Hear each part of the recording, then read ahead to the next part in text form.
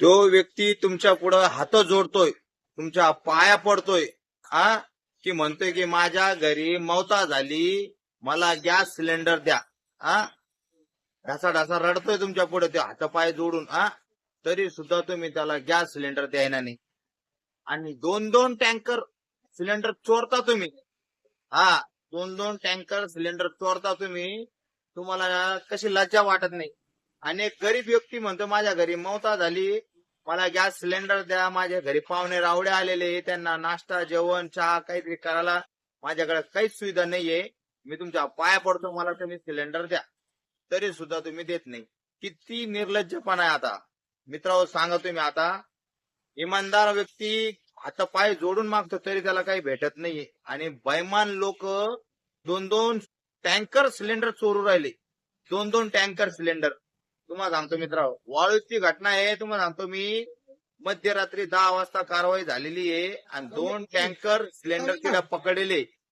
2 tanker cylinder तिला पकडलेले. तुम्हाला सांगतो मित्र, आणि तिथून अवैध रीतीनं सिलेंडर मध्ये ना गॅस भरणं चालू आता.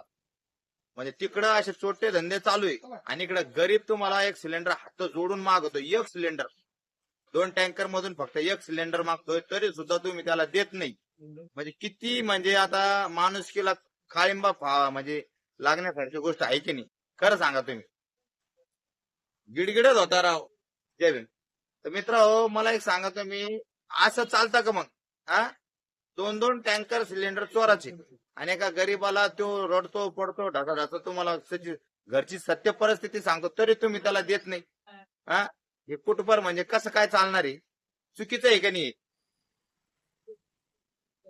एक कोटी कितीतरी लाख रुपयाचे सिलेंडर चोरले, आणि इथं एक गरीबाला फक्त 800,000 रुपयाचा सिलेंडर द्यायला यांचं पोट दुखू राहिलं. आज सकाळी एक व्यक्ती असा गिडगिडच होता तिथं पुढं गॅस एजन्सीमध्ये, की मला एक सिलेंडर द्या, मी तुमच्या पाया पडतो. पण कोणी ऐकत नव्हतं आणि मला पाहायला जात नव्हतं मित्र, म्हणून मी 2 शब्द तुमच्या पुढे व्यक्त करतो. मला सांगा, हे चुकीचं आहे का बरोबर आहे?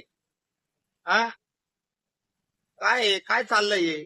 इतका भ्रष्टाचार कौरक चालणार? हा भ्रष्टाचार बंद करा, हा भ्रष्टाचार. एका गरीबाच्या भावना तुमच्यापर्यंत पोहोचत नाही म्हणलं कधी, तर हे काय कामाचं मग? मला बिलकुल आवडलं नाही मित्र, म्हणून मी एक व्हिडिओ बनवला आणि तुमच्यापर्यंत पोहोचू राहिलं की असं चालतं का मग? इमानदारीने बैमानी. मित्र मला सांगा तुम्ही, आता हे आपल्याला बिलकुल पटलं नाही.